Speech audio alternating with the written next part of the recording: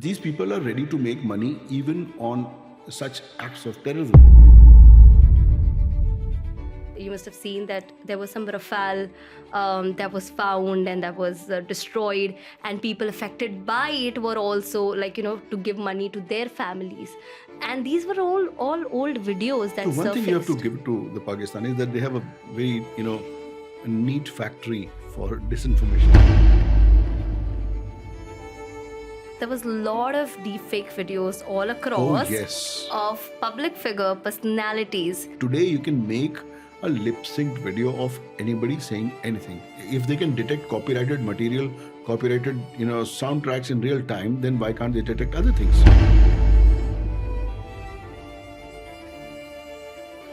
I assured you that this is a finance minister talking about, investing in some places And it was or absolute deepfake. Yeah. You should look at the books which they teach in history books in Pakistan. Right? It is very strange that they feel that their country has existed for so many years and not in 1947.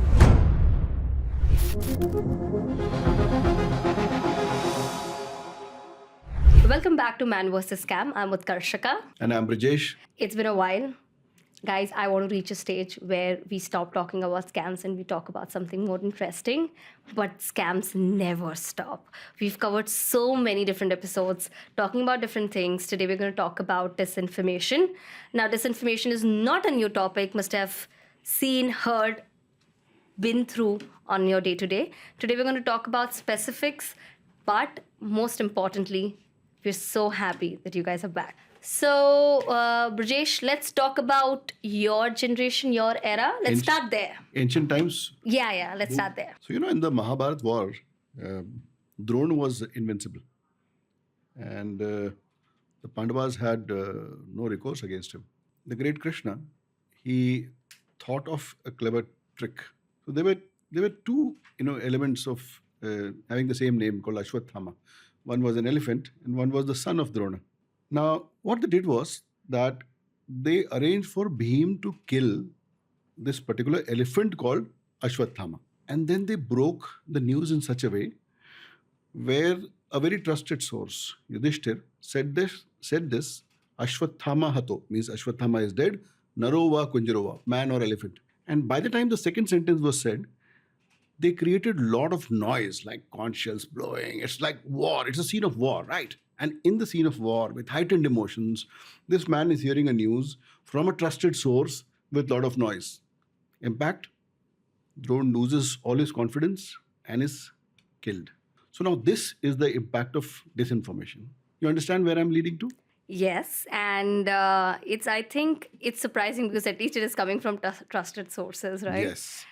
Yeah, that's true. That's Now, true. now the question about trusted sources itself is a big question. Indeed. I think talking about disinformation, it is going on for ages. Yes. Right? This story is over and over and over again over the years. Different characters, Yes. different people, different age. Now, let's talk about the latest disinformation stories and everything that we hear. And I think it has a lot to do with social media, Indeed. has a lot to do with the mass reach, which was never the case, right? As a child, Yeah. the only trusted source was school or my mom. If my mom said there was a ghost and I should sleep, I should sleep. That was true. That was nightmare. I'll tell you. But as I grew old, my sources, obviously the number of sources have increased. And now there are not one ghost story. Now there is elephant, there's ghost, they're real people. The ghosts are petitioning that they are not disinformation. Okay, so that brings us to the topic of the recent war that the country went through and the number of information, including tons of disinformation that True. went around public. True. Right? Do you want to talk about what happened in May and how it affected the larger public? What happened was that after the unfortunate, Pahalgam incident where Pakistani terrorists, literally killed 26 people, as if these guys were ready. Within hours of this incident, they created, hundreds of pieces of information saying that it's a false flag and it's basically an insider job by Indians and that Pakistan is going to be blamed. So this is a time of hybrid warfare where uh, information space is a very essential part of both the colliding parties, and you saw that starting from here till later on when India retaliated with airstrikes, uh, there was a continuous stream of disinformation from Pakistan, also from our side. Like there were people who were saying that our armies have reached probably Lahore, or that the Karachi port has been destroyed. But this has become a very essential part today. Like if there is war, there's going to be hybrid warfare. There's going to be warfare in the information space, and this is going to affect the will of people to fight. And I think that national resolve is a very important thing. National resolve, the resolve of the fighting forces, resolve of the government is very important, and this can be affected by using information and disinformation. So there were two kinds of disinformation, right? And it has a lot to do with public figure um, and entities that we have usually trusted. Let's talk about our media sources, right? There were people screaming on the television saying we are at risk, and we were, but that escalated and aggravated a lot of emotions internally. Indeed. Let me highlight the fact that I meet all kind of generation, all kind of people, and I see a lot of people commenting and talking about the current government a lot in different forums, different kinds. But one of the things that I've seen during Operation Sindoor was people coming in together, believing that this is the right thing to do, with either patriotism or revenge or both. Now that leads to two kinds of disinformation, right?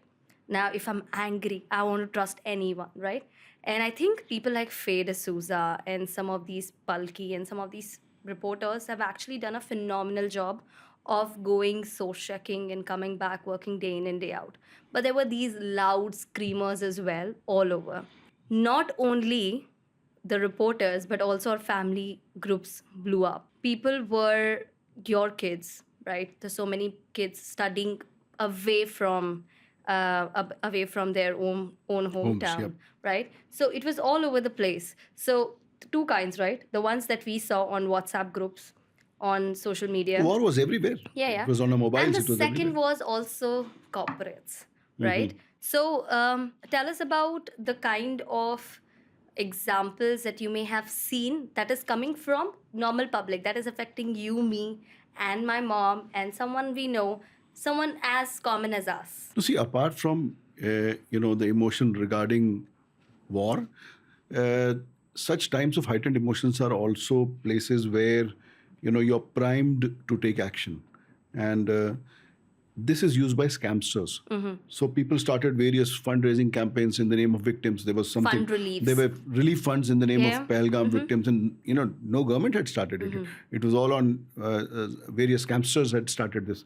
So imagine this: that these people are ready to make money even on such acts of terrorism, where people want to help or people feel emotional about it. So after the attack, there were various sites which scam people into putting money into relief funds, um, and similar other things where basically people were being taken advantage of. Yeah. Yeah. So I think a lot of old images and videos were resurfaced. Something that happened 3 years back, 5 years back also came in the picture. Of course, there were a lot of websites up and running. I think the official number in the first week itself was about 2,000, less than 2,000 websites that were taken down by our government. And So the Press Information yeah. Bureau has this thing called PIB Fact Check. Yes. And PIB Fact Check was doing a wonderful job. But imagine this, if the takedown is in thousands, Imagine. so that is the portion which has reached them. But imagine the total amount of disinformation that is going on. Also, if it is on an open media, if it's on, let's say, Instagram, if it's on X, or if it's on Facebook, right, it can be taken down. But what about things which are on, let's say, messengers, Oh, yeah. right? End-to-end encrypted messengers or large groups. So things which are sent in WhatsApp groups where they are getting viral, they're below the surface. Nobody knows how this disinformation spreads. Similarly, Telegram has super groups where you can have up to 10,000 peoples. It also led to instigating a lot of people, right? There were these fake recruitment camps where a lot of youngsters decided that, we're going to We're going to serve the country if worst comes to worst scenario. And there were these fake recruitments that Imagine happened. this. Yeah, I imagine people paying to be a part Oh, so of that national patriotism that they feel that I'm going to do something for the country, not as an army, but as a public that would now want to serve the country in such way. So there are these fake recruitment camps where people paid money to be a online. part of it. Yes. Oh, that's so sad. Yeah. That's so sad. So it's so many. Of course, scams has all the layers, right? Has a lot to do with emotions, but people lost money. People thought that they're going to put some money in relief camps in places of Pelgam attack victims and their families to support them.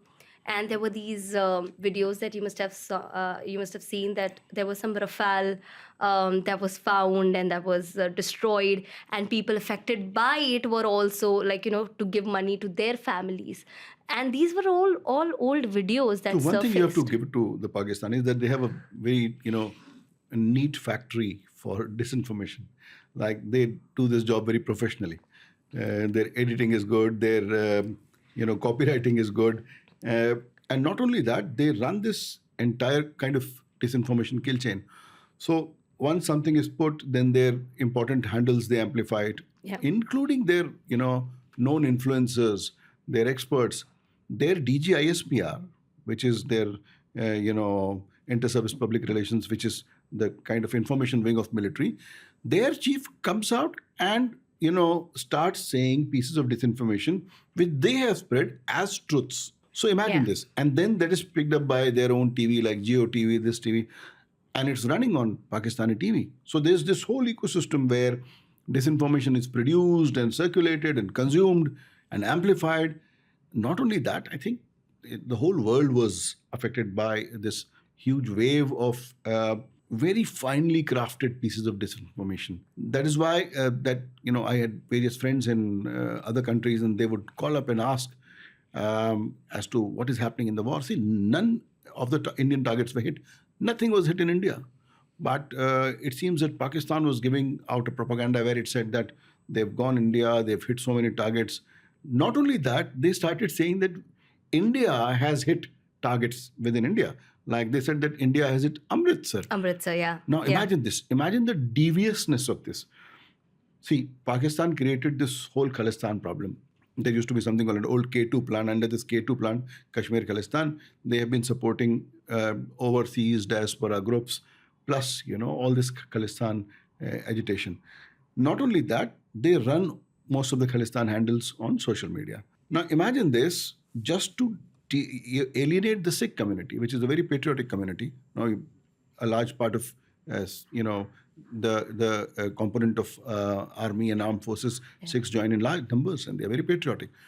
But to alienate them, Pakistan was spreading disinformation that Sikh religious sites have been hit by Indian missiles, right? And in fact, look at that the government had to come out and specify that nothing has happened here. Do you think that, and I think over the years, you must have seen even back in the day when kings led the war, the easiest way to affect people is their religion. The True. first step of an attack, the Gurudwara, the Amritsar, the Khalistanis, the Sikh community, is affecting their community, their religion.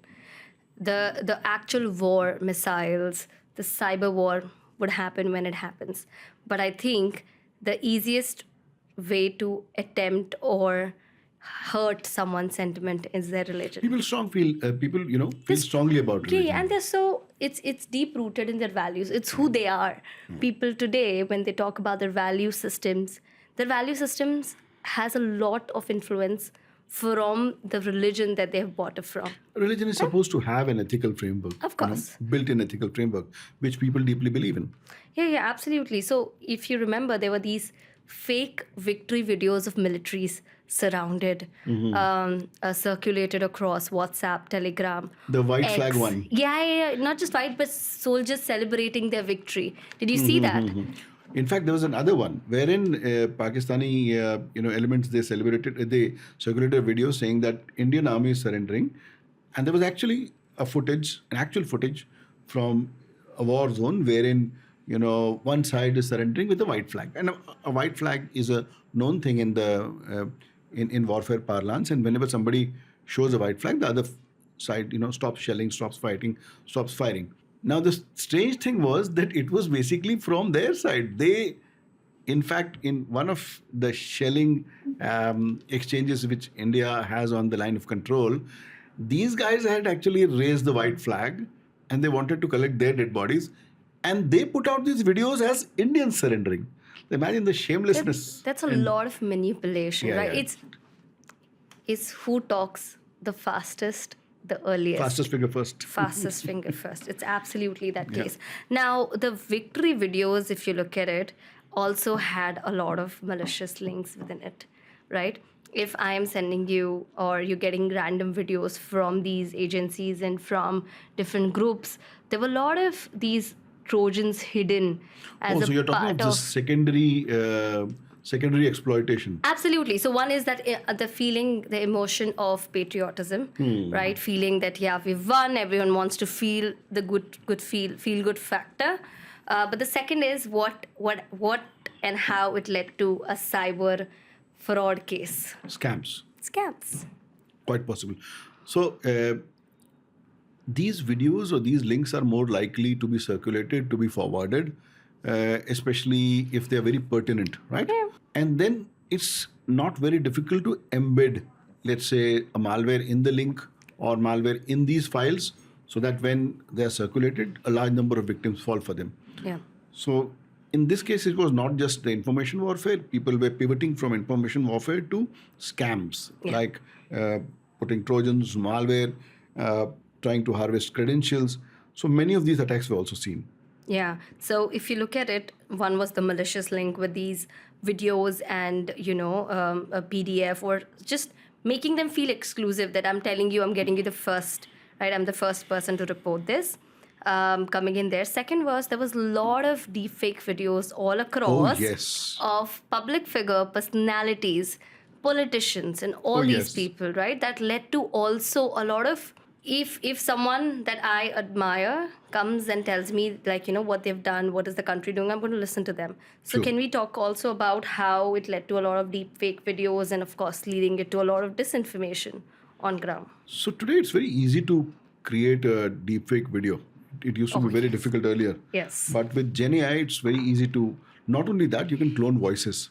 And earlier, voices were cloned separately and videos were made separately. Today, you can make a lip-synced video of anybody saying anything. And this was also seen during the Operation Sindoor and the ongoing, hybrid warfare, which went along with it. So you saw that they were using everything. They were using videos saying that this general has surrendered, or that, our own army is revolting against us, and such things which where seemingly credible figures were saying these things. Now it becomes in real time very difficult to identify that what is genuine and what is deepfake. I believe that platforms should have algorithms wherein they should have something to detect AI. And at least AI generated content, because this is going to be a very big problem. Right. But you know what? I mean, it's impossible to do it on as popular platform as WhatsApp or X or Facebook. But of course, there are these applications available where you can upload the video and it can tell you what is the percentage of it being fake, or it is not. Even the image now, you can do that. But honestly, I'm not too sure of how a WhatsApp video or something as popular as X can get that down. I think it has a lot of platform responsibility than anything else. You have come up to a very important point. Platform responsibility is a very important issue. And Indian IT rules actually talk about platform responsibility. They say that platforms should stop spread of disinformation, should not allow coordinated inauthentic activity, and things like that. However, you see that this is not happening. Right. Because let's say if somebody is pretending to be from a particular area, keeping particular name handles, for example, let's talk about Khalistani handles, right? Yeah. If somebody is pretending to be a person living in India and that account is operating from Pakistan continuously, then isn't it possible for that platform to detect it? It's very easy.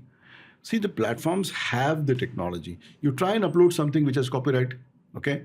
They would not allow you. If they can detect copyrighted material, copyrighted, soundtracks in real time, then why can't they detect other things? Well, however, this also brings us to an important point that somewhere you would have to have ethical guardrails around AI. And at least for deepfakes now, most of the countries are saying that in all the deepfake creation engines or AI produced content, there should be an AI watermark which can be detected. Now, if you have an AI watermark, then it would be detected at the very entry point, yeah, before it is uploaded and spread in a particular context, before harm is caused by spreading of such particular videos or deepfakes. So it is time that very strict regulations come around Gen AI generated content, because otherwise there would be no credibility and trust left anyway. It's very interesting. So, even if you look at some of these influencers or these people, right, their concern is tomorrow, let's say I just have a video of our own and then I can just have any of these applications that I could use to create myself in a certain shape, what I'm wearing, where I am, and then create a whole reel or a video format out of it. It is pretty scary, but I do think that today it's very reactive. Someone like Instagram who's asking people to go ahead and tell whether or not this is AI generated, then automatically, detecting it. I think it's very reactive. Right. And I think it's a part of platform responsibility that platforms should detect AI generated content. In fact, what you were talking about has become a very serious issue for celebrities. So today, deepfake porn is a very big problem. That there's a whole lot of people who consume this kind of content, and deepfakes are used to create pornographic films, images, especially involving celebrities. Right. I think it goes back to knowing what you're searching, right? I think if there's someone curious who's putting XYZ celebrity's name and is asking for porn, there must be available here and there everywhere, right? It may not be real, but that is a distinction. If you remember, I sent you a video earlier today, and then I showed you that this is a finance minister talking about investing in some places, And or it was absolute deepfake. yeah, and imagine I couldn't detect it, and I sent it to you saying, True. what do you think? True, And true. now imagine if And that. the best part in this video is that they are starting with the question. It seems like a podcast setting, wherein they are saying that, okay, you have said this, and many people are saying it's a scam. Why don't you clarify this? That's amazing. Yes, That's a damn actually good that's a mental. great psychology hack. Yeah, If you yeah, start yeah. with something like that, I think I would Yeah. listen. Oh, this is not a scam. This person is saying this. Can you The clarify? scamster is saying it's a scam, right? Imagine, like amazing, right? Yeah. Okay, so there are two sides of the coin. One is, of course, our perspective, India's perspective, and the second is the neighbors, That's why we had a war. right? So it's very interesting. See, when you meet Pakistanis, to be out loud outside in different country. I've met someone in Bali, I've met someone in Dubai, I've met people different places. And back in the day, it was very much about the fact that, okay, you know what? We both are very similar in terms of our culture, in terms of how we look, but it is our government, right?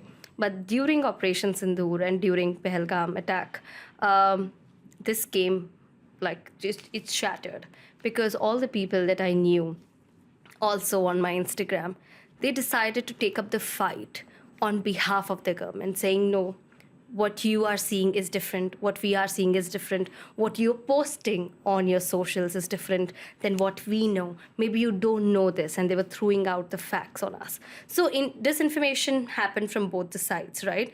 And I'm sure, like I said, two sides of the coin. So let's talk about, were there any disinformation from the India side to the world to the neighbor country? I think there was a lot of disinformation from Indian side also. But however, when we are talking of two sides, somewhere we start equating two sides. Sure. But imagine this in a country where terrorist organizations are roaming freely, where they are recruiting freely, openly. Yeah, So where the Jamaat military ud-Dawa, led. Jamaat ud-Dawa, Lashkar-e-Taiba, they openly recruit, they openly hold rallies, they openly talk against India. And when something like this happens, at least as humanity, you can be from anywhere. But if innocents are being attacked and killed, I think there is no perspective to it. It's just a perspective that innocents should not be targeted, right? Absolutely. So there are no two equal sides here, at least when it comes to terrorism, and that should be very clear that this is a non-negotiable, and this is a non-negotiable across all the world. However, if you see that somewhere in Pakistan, whosoever must be your Instagram friends, if they do not have this perspective, there is something seriously wrong with their humanity. Now, while this happened, this information was also coming from our side. Like people were putting up videos wherein they said that INS Vikrant has destroyed the Karachi port. And what had been done was there was some probably old video from a BLM riot somewhere in the US. And it was shown in such a way where there was probably a video where something near a port had happened and it was shown as Karachi port. Now, immediately then people started debunking it from both sides. In India also people were debunking it, saying that, okay, this is warmongering, this should not be done. Um, India also, there were elements who were saying that there's a revolt in Pakistani army against Asim Munir, and fake screenshots of people from army, and videos were being posted, which probably must have had an effect of demoralizing the other side. So while disinformation was going on, in fact, our media also was slightly complicit in it. That they were showing exaggerated claims of victory, and were showing that Indian army has entered here, or various other things. And these are not good, because war is very serious business. And I'll tell you, in this time of real time information, people expect everybody to be. It's not a match which people are seeing, and that you're watching scores. People are dying. Yeah, so that kind of expectation is wrong, and that kind of expectation, somewhere it starts being fed by our traditional media and by TV. And you had, as you're saying, screaming anchors which were dishing out disinformation. So there was disinformation which was getting generated in India also. There was disinformation which was getting generated in Pakistan. Um, in at least in Pakistan, however, they have a disinformation machinery, in the sense that the state has a wing which creates disinformation. They have this DGISPR, which has things like call centers, which has editing rooms, which has people on paid roles, which has accounts, which runs bot accounts, which has paid trolls doing this. So they do it in a very systematic and organized manner, um, because they believe in the value of information warfare. In fact, there is a report to the Pakistani, their legislature is called Senate, and there's a report to the Senate where they are talking about how to drive dissensions in India, how to find what are the cracks in Indian polity, in Indian society. Imagine this, it's a governmental report. There's an intelligence, like of a lot of military and intelligence goes behind what India is doing today at that side, and that's been there for years. Now, I mean, see, there are screaming wars from both the sides, right? People trolling each other, people writing things to each other, but it has a lot to do with brainwashing. What you're fed as a normal public. What am I fed? You look at the syllabus in Pakistan, right?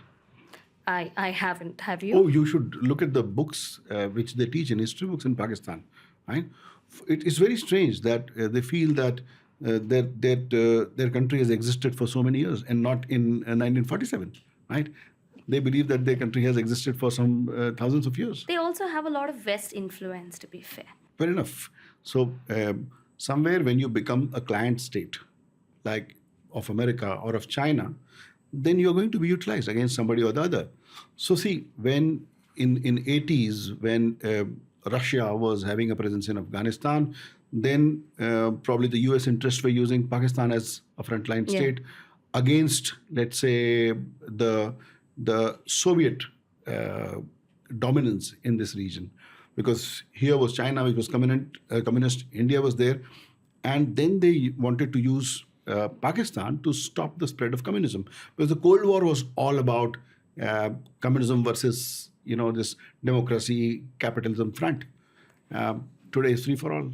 If you remember, during this entire series of attack and terror that caused the country at distress, but do you feel that the West proactively went ahead and requested India to show proofs of why do they think that this is not an internal job but a job of Pakistan. Over the years, there are so many things that has happened, so many different kinds of information are being fed, but a repeated information and question on the proof has been a continuous thing. You think a lot of conversations, a lot of throwing on the data facts over and over again can also lead to just exaggerating a lot of those things? You know, the king of all this disinformation was a guy called Goebbels. He was the propaganda minister of Hitler. And he said that if you repeat a lie 1,000 times, it becomes a truth.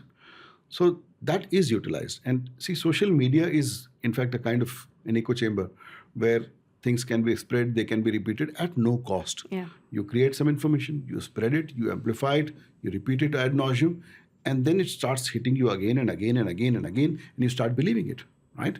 And so today we have become a world which is probably Goebbels' heaven, because at the time that poor chap had to, print pamphlets and throw it around or do radio broadcasts. Today, on your phone, you are yourself pulling this information. You are consuming this information with every notification, with every ping. You are getting engaged with, you are spreading it, right? It's very easy to produce this kind of information. It's very easy to spread this information. It's very easy to be affected and be engaged with this information at hardly any cost. So the cost of production, the cost of distribution, the cost of spreading this information has reduced so much that it's become very trivial. And hence, these efforts are very successful. So you see that any entity which depends on asymmetric warfare.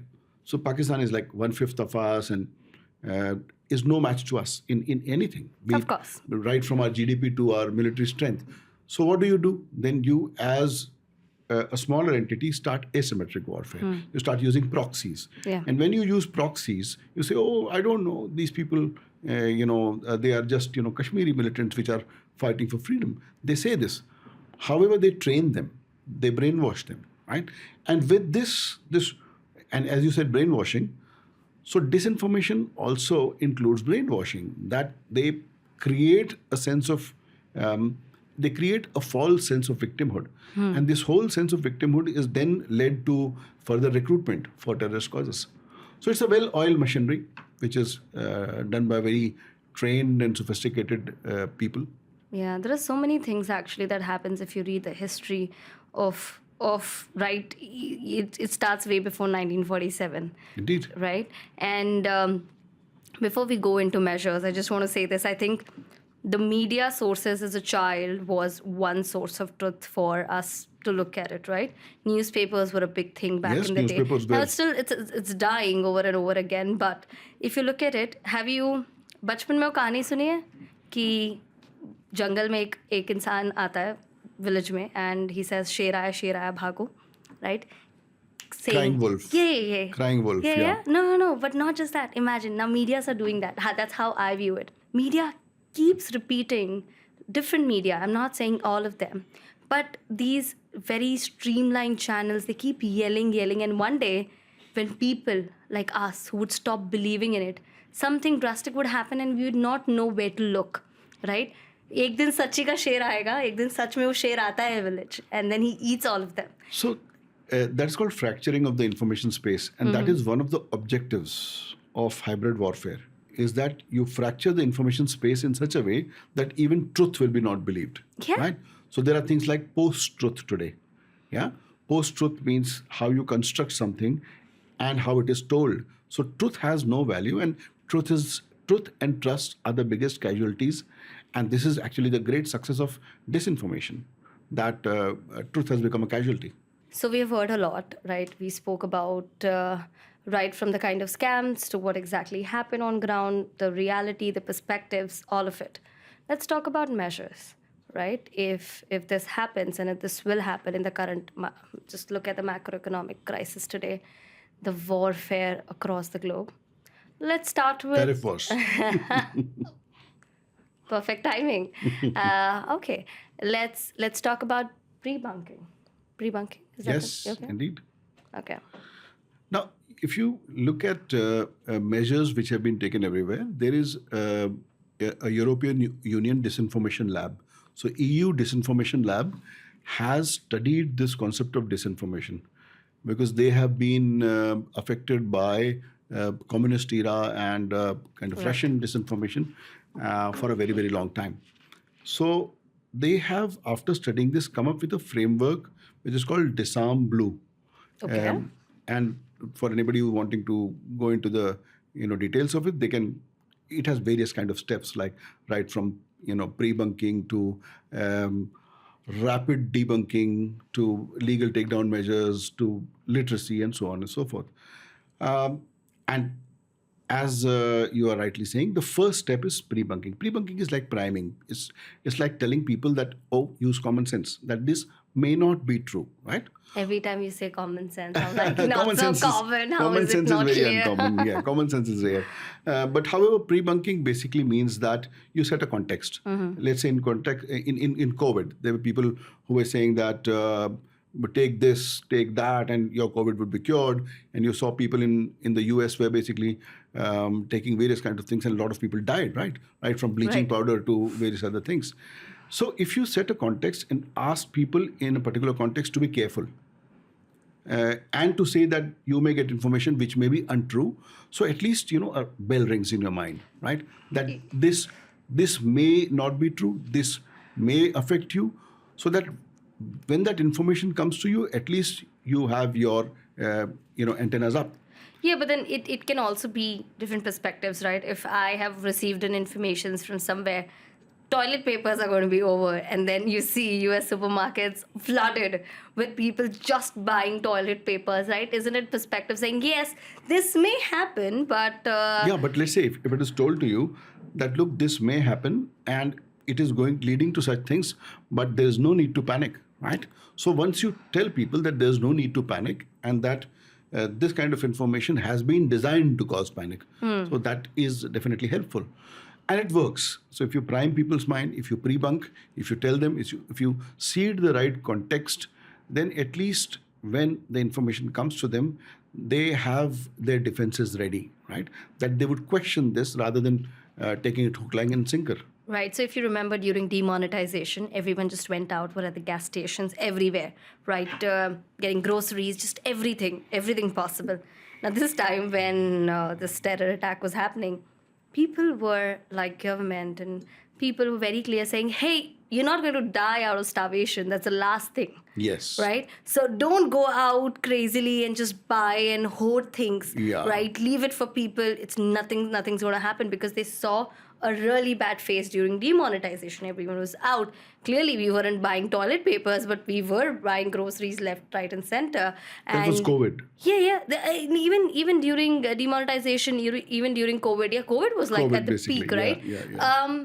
So if you look at this, that everything has its own. I think we just need to work on framing.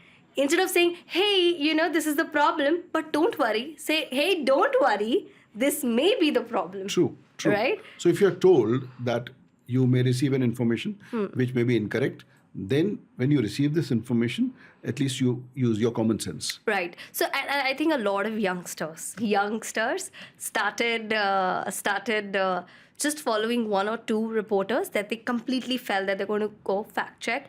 And there are these reporters who've, if they have given wrong information out, they would come back, sometime later and say that, hey, you know what, we have not checked it. We're sorry, just out of urgency, we just put it out there. It is, I think, these are the kind of reporters who are not following the virality, they're following the truth. And that's very, very important. So the problem is that social media algorithms are primed in a way, or they are biased in a way where they are biased towards virality, and it does not fact check. So irony is that disinformation spreads faster than truth, and this somewhere is linked to the algorithms of virality, which are follow, because that money is there, right? If it's spread to more people, if it is read by more people, if it's shared by more people, they'll make more money. Yeah, I mean, as stupid as Ice Bucket Challenge, which does not make sense, can go viral, than just something actually really making sense. People go with what the hook is, right? It always goes back Yes. to the hook. So let's just talk about, there are two kinds of measures that one the government did. They did a phenomenal job. Different entities, different systems did a phenomenal job from our end. Let's also talk about that. But mostly, let's also talk about how it affected people like us, which we actually spoke a lot in detail. But if this happens tomorrow, what can we do? What can my mom do? What can I do? What can my grandfather do? Right? These are three different generations who has different kind of literacy, and they're not necessarily the most technology friendly people. So very important point you talked about was literacy. So like priming or pre-bunking, pre-bunking is kind of a pocket literacy. It's a small dose of literacy, but media literacy, social media literacy is very important. Like even when you drive a vehicle, you need to get a license. You need to learn the rules of traffic. Here, everybody is running amok on the information superhighway, and we are not observing any rules.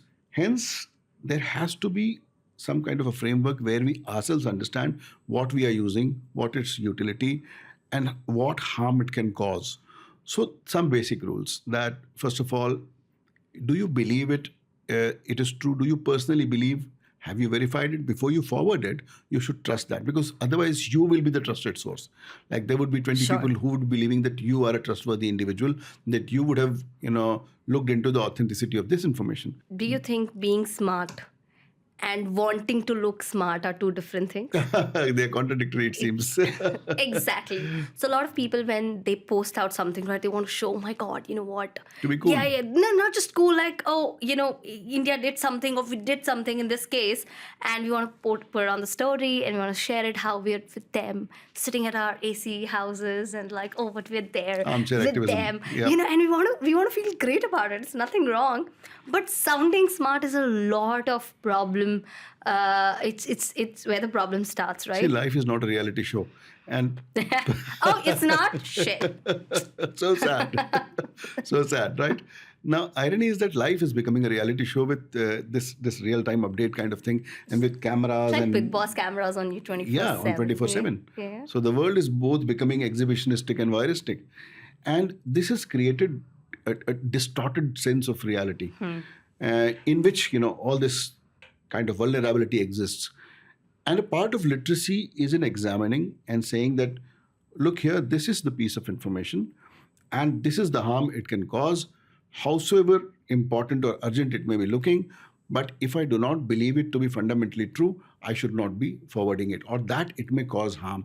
Be responsible, because let's say in anger you're posting something, or you're posting against anybody. It may be against an individual, against a community, against a language group, against people of any caste, creed, color, demography.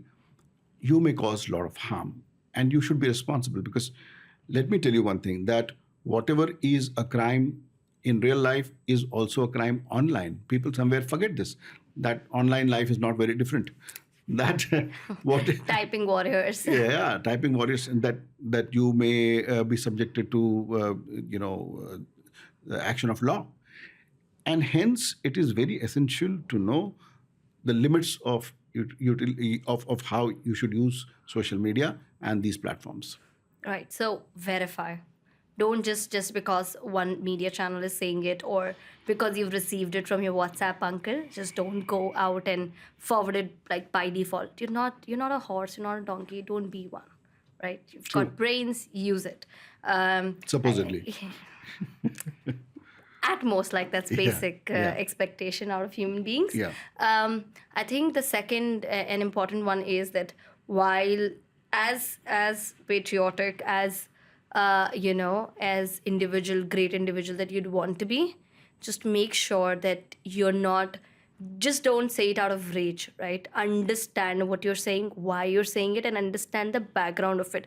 Now, as an individual, you may not have connects. You're working in like silos, and that's the limited information that you have. Build communities, talk about it, don't just share without verifying. Don't forget fact checking. There's so many things that the government is doing to ensure this. There are these units who basically does the fact check.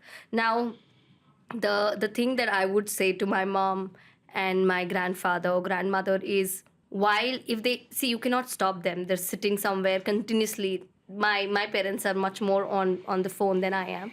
I can proudly say that. But you cannot stop them. They're the typing warriors, right? They're continuously, oh, you know what, this And happened. they have more time. Sure. My mom would deny, but sure. Yeah, she thinks They're busy she, on their phones. No, she's like, I do all the work. Lazy kids. She'll be listening to the podcast and you have to go home. Yes. Okay. So I think if you see your parents forwarding certain videos, or if you see that your parents are reading something, they're talking about it, don't just shrug it. As a child, as their kids, as someone who's As a responsible citizen. hopefully sensible citizen, you must talk about it. You must tell them why it's critical to not just forward these videos and messages. Don't just click everywhere. Don't just do these things. Don't see a video and start talking about how a religion group itself is bad or how a particular country is bad. Have a generic conversation. I think in a world where our major problem is not living, is sustaining, right? The sustenance today is such a big question. Having these conversations, having community, having friends that you go back to before just going outrage on social media and putting it out there is a big problem. The more emotions that you show on social media, easier it is for you for me as an attacker to just frame you and tell you, oh, you There's feel also this mechanism about of it. reporting within every platform today is allowing you to report content. Oh yeah. So But it takes its own time, I must tell you. There are so many fake IDs of mine itself that even if I tell, let's say, out of the 200,000 people, I tell them, hey, can you report this? This is a fake ID. It takes months. but at least there is a Months. mechanism. I mean, Sure. that mechanism may not be efficient, which Sure. brings us to platform Responsibility. And I think platforms should be more responsible. I think every episode we tell them, platforms, are you listening? Yes. Because every episode we're talking about platform responsibility, and I think it comes from the fact that we are social media generation. Yes. Right? And there are real harms, like due to social media posts, every 10 or 15 days you see that two groups have clashed, or people are out there with daggers wanting to hurt each other. So somewhere the social media platforms should understand, and all platforms should understand, that it can cause real harm to real people. It's not just a matter of forwarding something. There are lives at stake, right? There are futures of people which is at stake. So platforms should definitely see to it that their algorithms, right from there to content moderation to takedown policy. Something good X has done is that it has these things called community notes. Earlier there used to be fact checking, where right from Google to X, and everybody had taken these fact checkers, and there's a global fact checkers organizations also. But now people are saying that fact checking has been weaponized, that fact checkers do their job, but they may just fact check from one side and not the other, right? But how is it?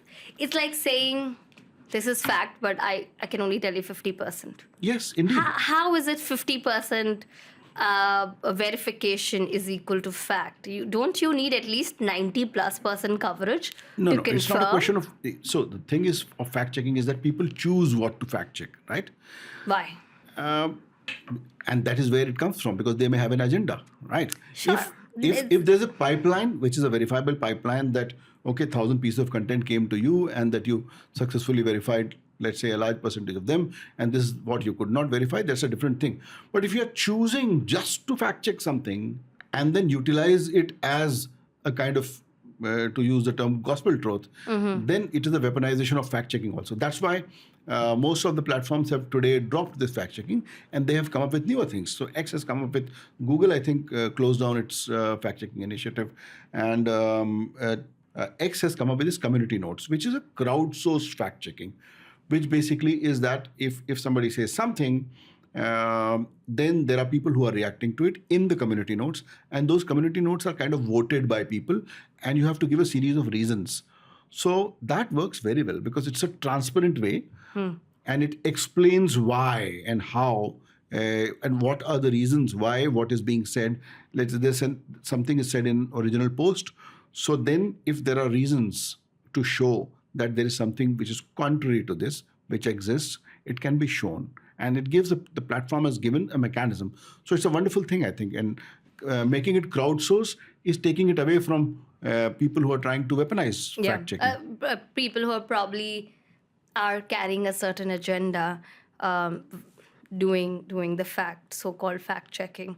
Right at the end of it, I just want to say, just because it says official verified doesn't mean it is actual official and verified. Because verification you can get by paying today. Absolutely. Ow. So there have been You just- scams. There are scams which have been done with blue tick Sorry. handles. Sure. Now you pay for those handles, sir. Yeah. You do. Okay. A small price to get more money. Sure. Yeah, but then you know what? There's so many ways that you can check even after that. That's a longer conversation that we can have. But like I said, be safe, but don't just trust because it says official, verified. That's true. Said by so and so politician or government or some official figure. Trust your gut. I think it all comes back to trust your gut. Don't just share things just because it's popular. Don't be stupid. Don't be naive. Don't be in a hurry. Don't be naive. You're not just because you're going to share that information first doesn't mean you're going to get 1,000 rupees True. in your bank right away. Just True. take your time. You may very well lose it, actually. you may lose it. Absolutely. You may Yeah. just download something that would impact your entire. You will have a larger financial loss than anything true. else. Yes, So yeah, I think that's pretty much it. Thank you so much. Thank you for watching this episode. I hope you liked it. You can watch more of these videos on IVM Podcast YouTube channel and any and every audio streaming platforms.